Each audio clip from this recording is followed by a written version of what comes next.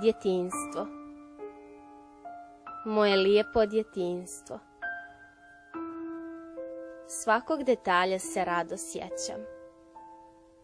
Mirisa, boja, straha i strepnje pred pismeni iz matematike, prvih simpatija. To je bila moja bajka. A onda doselili smo se u Podgoricu prije 5 godina. I ubrzo zatim dogodila se tragedija.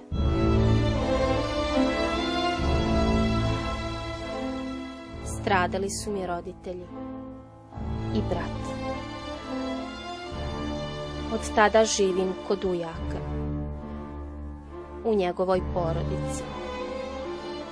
Živim u velikom bolu i osjećam da treba da se osamostalim, da sam na smetnji. Prema meni su svi dobri i pažljivi, ali ja sam sama i izgubljena. Moram da nađem svoj put.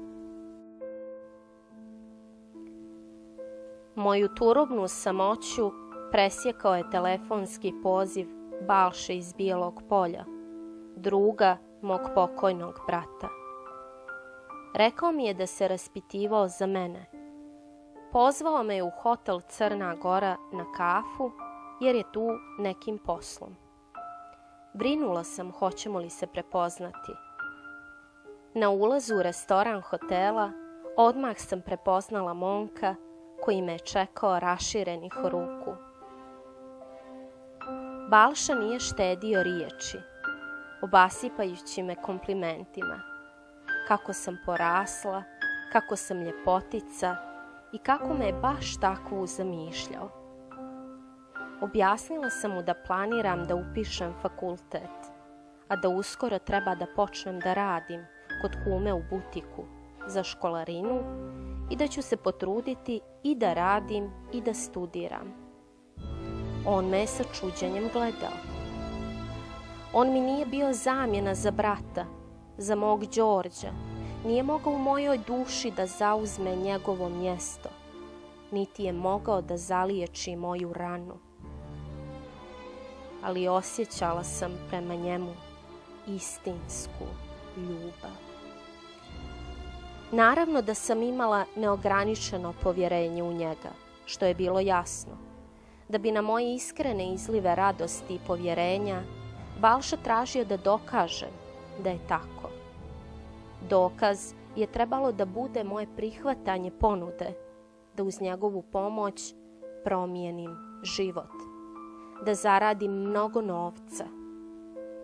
Nisam ga razumjela, ali nisam ni sumnjala. Balša mi je predložio da pođem u Italiju, kod njegovih prijatelja, gdje bih preko ljeta radila u jednoj crnogorskoj agenciji u Veroni. Bila sam zbunjena. Nastavio je da me ubjeđuje, predstavljajući mi svoje poslovne saradnike kao ekstra ortake koji zapošljavaju po preporuci i traže ograničen broj pametnih, sposobnih i vrijednih djevojaka. Nisam se snalazila ni u ovom gradu, a kako bih se snašla u bijelom svijetu? Velika zarada mi je tek bila nelogična. A kad je pomenuo Đorđa i proizveo moju pomisao šta bi Đorđe, da može da nas vidi i čuje, rekao, prekratila sam muke i pristala. Dogovorili smo se da ujaku i ujmi kažem da sam osvojila nagradno putovanje. Balši sam se zaklela da ću čuvati našu tajnu, da o odlasku u Italiju nikome neću reći ni riječ.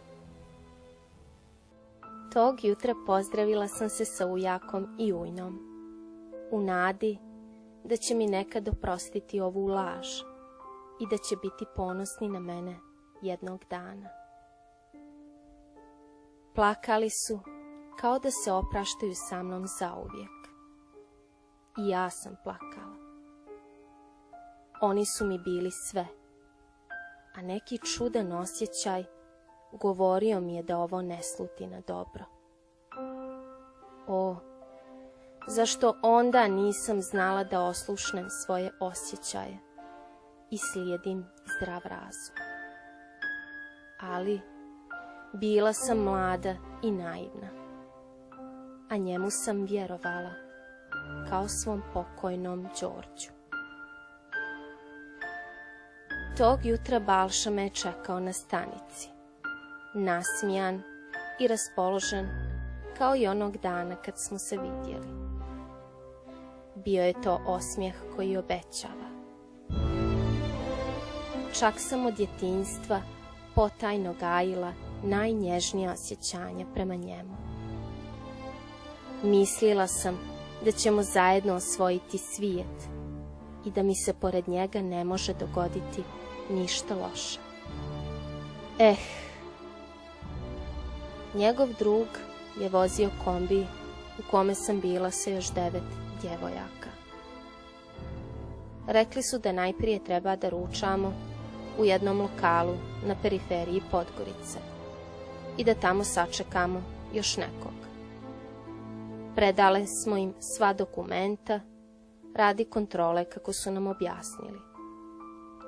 Poslije ručka smo popili piće i sjeli u kombi.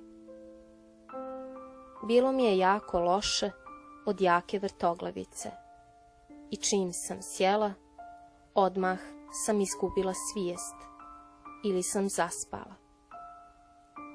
Kad sam progledala, nije bilo ni Balše, ni šofera, već samo hladni i mračni zidovi nekog bordela u Italiji, gdje sam provela ko zna koliko vremena. Žena po imenu Bambina svakog dana je dovodila po nekoliko muškaraca koji su se smjenjivali nadamnom. Cijepali mi odjeću, silovali me i psovali. Nisam znala ni koje je doba dana, ni koliko je sati, a njihove sjenke me i danas proganjaju kao aveti, kojima ne znam ni ime, ni lik. Svaki put bih pokušala da ispustim krik, ali sam ostajala bez glasa. Ubjeđivala sam sebe da sanjam, da ću se probuditi u svojoj postelji kod kuće, da će ujak i ujna opet biti uz mene, ali uzalud. Ležala sam u lokvi krvi, na javi, u nekom drugom svijetu, za koji nisam ni znala da postoji. U kostima mi je stanovala jeza i jedino sam bila sigurna da ću umrijeti ako im se suprotstavim. Jednog dana sam se srušila od gladi, iznemoglosti i nasrtaja bolesnih muških životinja. To je bila moja sreća u nesreći. Došao je da me obiđe neki italijanski ljekar, koji je kasnije prijavio cijeli slučaj i spasao me. Našla sam se u skloništu za žrtve trafikinga u Nišu. Asistentkinje u skloništu su mi pomogle da stanem na svoje noge i oporavim se. Prolazile su sa mnom sve moje krize i učile me da se oslobodim krivice. Da nisam kriva ja, već kriminalci koji su me namamili, obmanuli i lišili slobode. Ali sredina ne prašta tako lako. Sad sam u Crnoj Gori i stidim se da se uspravim i podignem glavu. Ujna i ujak su poniženi i uvrijeđeni i jedva da govore sa mnom. Nježni su, ali utučeni i ojađeni. Balša je u zatvoru. Sada sam tu, među vama. Imam 2 puta. Da vam okrenem leđa i da svoje postojanje zauvijek okončam. Ili da idem dalje i gradim budućnost. Ako mislite da ne zaslužujem dalje, ostajte mirno. Neću vam zamjeriti. Okrenut ću se i poći. Ali ako mislite da treba da budem dio vas i da imam pravo na život, ustanite.